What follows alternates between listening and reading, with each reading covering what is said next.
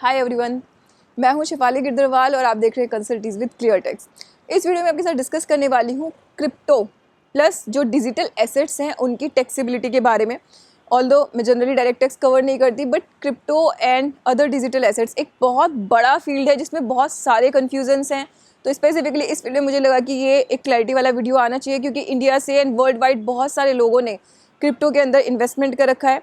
Digital assets को जो यहाँ पे डिफाइन किया गया है उसमें क्रिप्टो तो आती है, क्रिप्टो करेंसी, और जितने कॉइन्स है जैसे बिट कॉइन्स, इजिकली एथेरियम है, डोज कॉइन है, जितने भी हमारे कॉइन्स हैं वो तो उसमें कवर होते ही है।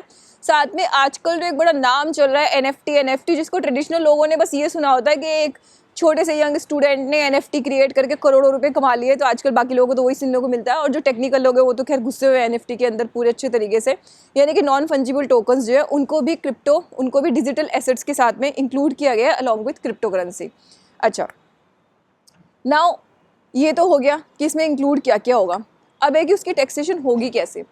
टैक्सेशन के लिए उन्होंने कहा है कि जो आपका डिफरेंस है, यानी कि जो आपका प्रॉफिट है, प्रॉफिट भी कौन सा, एक तरीके से नेट मार्जिन जो है आपका, ना कि टोटल प्रॉफिट। यानी कि आपने जितने में सेल किया और जितने में आपने क्रिप्टो को एक्वायर किया था उसका जो डिफरेंस है उस पर आपको फ्लैट 30% टैक्स पे करना है। और फ्लैट 30% का मतलब क्या है?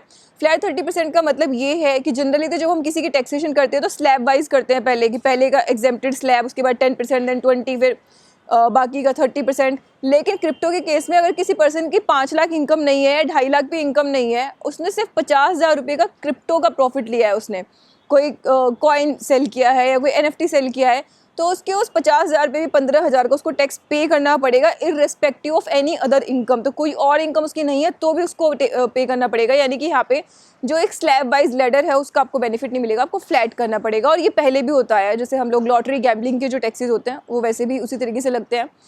सेकेंड इंपॉर्टेंट चीज़, जब हम लोग किसी चीज़ के प्रॉफिट पे टैक्स किया जाता है जनरली इनकम टैक्स में, तो क्या होता है उससे रिलेटेड जितने भी खर्चे होते हैं वो आपको अलाउ किए जाते हैं। तो जैसे आपने एक बिल्डिंग परचेज़ की, बिल्डिंग परचेज़ करने के अलावा आपने और बहुत सारे खर्चे किए होते हैं, जैसे किसी आपने ब्रोकर को कुछ पे किया, साथ में आपने उसके अंदर कुछ छोटा मोटा काम कराया और उस पर पेंट वेंट कराया, कुछ इंटीरियर्स कराए। तो जब हम उसकी सेल में से सेल के टाइम पर जब हम उसका प्रॉफिट निकालते हैं तो हम उसके ऊपर जितने एक्सपेंसिस किए गए सबको अलाउ करते हैं। बट इस केस में, यानी कि डिजिटल एसेट्स के केस में ऐसा नहीं होगा। इस केस में आपको सिर्फ परचेज प्राइस जो है उसी को रिड्यूस करने का राइट मिलेगा, आपको और कोई राइट इसमें नहीं मिलेगा। थर्ड क्या होता है, हम लोग जानते हैं कि हमारे यहाँ पे लॉसेस को कैरी फॉरवर्ड करने का एक ऑप्शन होता है। यानी कि अगर आपको एक बिजनेस में 2 साल तक लॉस रहा, आपका लॉस कैरी फॉरवर्ड हो जाएगा, और थर्ड ईयर में जब आपको प्रॉफिट हुआ तो उस ईयर में आप उस लॉस को पहले घटाएंगे, जो बैलेंसिंग प्रॉफिट है उस पर टैक्स पे करेंगे। तो लेट्स सपोज आपका एक बिजनेस था जिसमें आपको पहले साल 10 लाख का लॉस हुआ, दूसरे साल आपको 5 लाख का लॉस हुआ और तीसरे साल आपको 20 लाख का प्रॉफिट हुआ। तो अल्टीमेटली आपको सिर्फ 5 लाख रुपये के प्रॉफिट पे टैक्स पे करना है। पहले आपका एडजस्टमेंट होता है पुराने कैरी फॉरवर्ड लॉसेस का, पीछे से हम नुकसान लेके आए अपने साथ में। लेकिन इस केस में, डिजिटल करेंसी के केस में ऐसा नहीं होगा, इसलिए आपको फ्लैट अमाउंट पे टैक्स पे करना पड़ेगा। यानी कि आपका अगर किसी एक ट्रांजैक्शन में लॉस हुआ, दूसरी ट्रांजैक्शन में प्रॉफिट हुआ, तो कह रहे कि प्रॉफिट वाली जो है आपको प्रॉफिट पे आपको टैक्स पे करना पड़ेगा। पुराना कोई कैरी फॉरवर्ड लॉस अगर, उसको आपको एडजस्ट करने का राइट नहीं मिलेगा। साथ ही आप दूसरे हेड से भी एडजस्ट नहीं कर सकते। तो हम लोग इनकम टैक्स में दूसरे हेड्स के साथ भी एडजस्ट करते हैं। जैसे मेरा बिजनेस का, एक बिजनेस का लॉस दूसरे बिजनेस के लॉस से भी एडजस्ट होता है, अनलेस एंड अनटिल वो कोई स्पेक्यूलेटिव बिजनेस ना हो। तो यहाँ पे आपको वो बेनिफिट भी नहीं मिलेगा। यानी कि इसका आप इंटर हेड और इंट्रा हेड किसी और बिजनेस के साथ, अगर आप उसको बिजनेस इनकम मानते हो, वो भी आपको एडजस्टमेंट नहीं मिलेगा। यानी कि आपको उस पर फ्लैट ही पे करना पड़ेगा। तो 50,000 का प्रॉफिट है, 15,000 आपको उसमें टैक्स पे करना है। देन इसके अलावा अब इनडायरेक्ट टैक्स की बात करते हैं कि क्रिप्टो पे इनडायरेक्ट टैक्स किस तरीके से लगेगा। इस पर अभी भी डिपार्टमेंट की साइड से क्लैरिटी आना बाकी है। बजट पे उस पर कुछ खास उन्होंने बोला नहीं है, तो उसको कवर नहीं किया गया बजट में। तो इनडायरेक्ट टैक्स के लिए अभी तक जो सिचुएशन है वो सिचुएशन सिर्फ इतनी है कि क्रिप्टो का जो ट्रांजैक्शन फीस है उस पर जीएसटी लगेगा, लेकिन एज इट इज़ क्रिप्टो की पूरी वैल्यू पे लगेगा कि नहीं लगेगा इसकी कोई क्लैरिटी नहीं है। जनरली जब हम करेंसी में, जिसको गवर्नमेंट एक लीगल टेंडर करेंसी मानती है, उसमें जब कुछ हम ट्रेडिंग करते हैं तो उस पर टैक्स नहीं होता। मल्टी करेंसी ट्रांजैक्शन जब हम करते हैं, एक करेंसी से दूसरी करेंसी में कन्वर्ट करना, उसको इवन सप्लाई की डेफिनेशन में भी नहीं डाला जाता। बट यहाँ पे इंपॉर्टेंट ये है कि क्रिप्टो को करेंसी नहीं माना है गवर्नमेंट ने, और वो कोई लीगल टेंडर मनी नहीं है उनके हिसाब से, वो सिर्फ एक कमोडिटी है।